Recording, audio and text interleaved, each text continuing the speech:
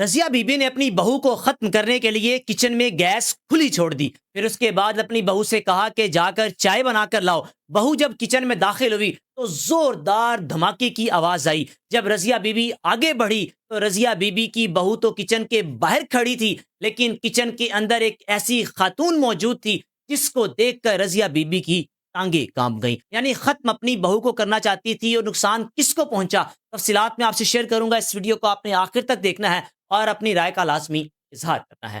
Razia be be جناب علی جن کے بیٹے نے پسند کی شادی کی اپنے تایا کی بیٹی کے ساتھ۔ رضیہ بی بی بالکل بھی پسند نہیں کرتی تھی کہ میرا بیٹا اپنے تایا کی بیٹی کے ساتھ شادی کرے، کیونکہ رضیہ بی بی کا جو شوہر تھا وہ کویت میں رہتا تھا، مال و دولت اس کے پاس تھی، اور رضیہ بی بی کا بیٹا جو اپنی کزن کو پسند کرتا تھا ان کے حالات اتنے ٹھیک نہیں تھے، کیونکہ رضیہ بی بی کی جو بہو تھی اس کے والد کا انتقال ہو چکا تھا۔ رضیہ بی بی کی بہو اور بہو کی والدہ کی جو کفالت تھی اور رضیہ بی بی کا شوہر کیا کرتا تھا۔ جناب علی شروع میں تو رضیہ بی بی نے بڑی مزاحمت کی کہ میرا بیٹا اپنی کزن کے ساتھ رشتہ نہ کرے، لیکن بیٹا بھی فیصلہ کر چکا تھا کہ اماں جان شریف لوگ ہیں، جانتے ہیں میری کزن ہے، یتیم ہے، باپ سر پہ ہے نہیں، پڑھی لکھی ہے، کیوں نہ میں اپنی کزن کے ساتھ ہی شادی کر لوں۔ رضیہ بی بی نے دل پہ پتھر رکھ کے اپنے بیٹے کا رشتہ کر لیا۔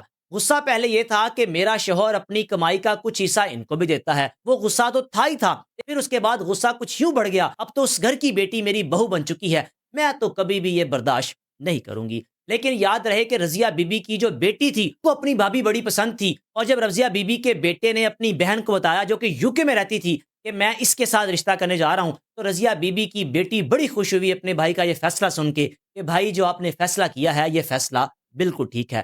بھائی نے اپنی بہن سے کہا کہ والدہ کو ایگری کرو، والدہ کسی طریقے سے ایگری ہو جائے۔ اب بہن بھائی دونوں ایگری تھے، رضیہ بی بی کو ایگری کرنا صرف مشکل تھا، اور وہ اعتماد میں کس نے لیا؟ رضیہ بی بی کی بیٹی نے، جو UK میں موجود تھی۔ رشتہ ہو گیا، شادی ہو گئی۔ رضیہ بی بی کا بیٹا جو کہ اکلوتا تھا، اور ایک بیٹی UK میں موجود تھی، شوہر جو کہ کویت میں رہتا تھا، اور بیٹی شادی کے بعد UK جا چکی تھی۔ رضیہ بی بی کا بیٹا پڑھا لکھا، ایک اچھی جاب کرتا تھا، ویل سیٹل تھا، گاڑیاں تھی، یعنی ایک بہترین لائف سٹائل اپنا سپینڈ کر رہا تھا، اور جس گھر میں بھی رہتے تھے بڑا شہانہ گھر تھا۔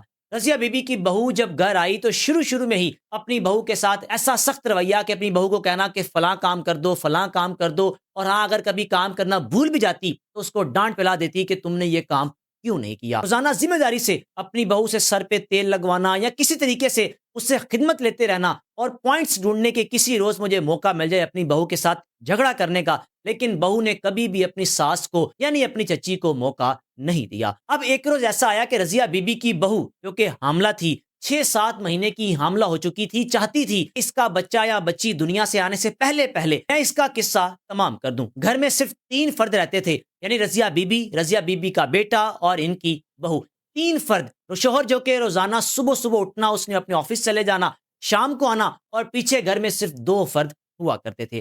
گھر جو کہ بڑا تھا، نہیں معلوم ہونا کہ گھر میں کون داخل ہوا، کیسے چلا گیا، یعنی اس طرح کا گھر بنا ہوا تھا کہ مین گیٹ سے اگر کوئی انٹر ہو بھی جائے تو انٹر ہونے کے بعد یا تو بیسمنٹ میں چلا جائے یا فرسٹ فلور پہ یا گراؤنڈ فلور پہ، نہیں پتا چلتا تھا اندر بیٹھے شخص کو کہ گھر میں کون داخل ہوا ہے یا کون سے راستے سے اوپر کوئی گیا ہے۔ اس طرح کا خوبصورت گھر بنا ہوا تھا۔ رضیہ بی بی کو موقع یہ ملا کہ ان کے گھر میں 5-6 دن سے گیس بند تھی، اور اپنے بیٹے سے کہا کہ بیٹا سلنڈر لے آؤ۔ رضیہ بی بی کی بہو جو کہ ڈرتی تھی، خوف کھاتی تھی، سلنڈر استعمال نہیں کرنا آتا تھا، لیکن بضد تھی کہ بیٹا سلنڈر لے کر آؤ، گزارا بھی کرنا ہے، 2-3 دن سے ہم باہر کے کھانے کھا رہے ہیں، سلنڈر لے کے آؤ۔ بیٹا رضیہ بی بی کا اپنی والدہ کی بات مانتے ہوئے گیس کا سلنڈر لے آیا جو کہ کچن میں موجود تھا۔ اب موقع یہ تھا کہ گیس کھلی چھوڑ دوں، پھر اس کے بعد اپنی بہو سے کہوں کچن میں جاؤ، مجھے فلاں سامان چاہیے یا یہ چیز چاہیے، جا کر لا کر دو، یا پھر مجھے چائے پینی ہے، مجھے چائے بنا دو۔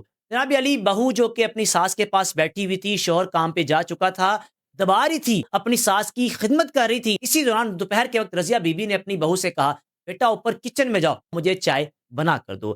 رضیہ بی بی کی بہو بڑی حیران ہوئی کہ اس سے پہلے اماں جان ناشتے کے وقت چائے پیتی ہیں، دوپہر میں کبھی چائے پی نہیں، خیر کوئی بات نہیں، میں چائے بنا دیتی ہوں۔ جب وہ کچن کی جانب بڑھنے لگی تو گھر میں 2 افراد کی انٹری ہوئی، 2 افراد آ گئے، پھر اس کے بعد رضیہ بی بی جو کہ اپنی جگہ پر موجود تھی، ابھی زوردار دھماکے کی آواز آئے گی اور میں نے 4 سے 5 منٹ انتظار کرنا ہے، جب میری بہو جھلس کر ختم ہو جائے گی پھر میں نے کچن کی جانب رخ کرنا ہے۔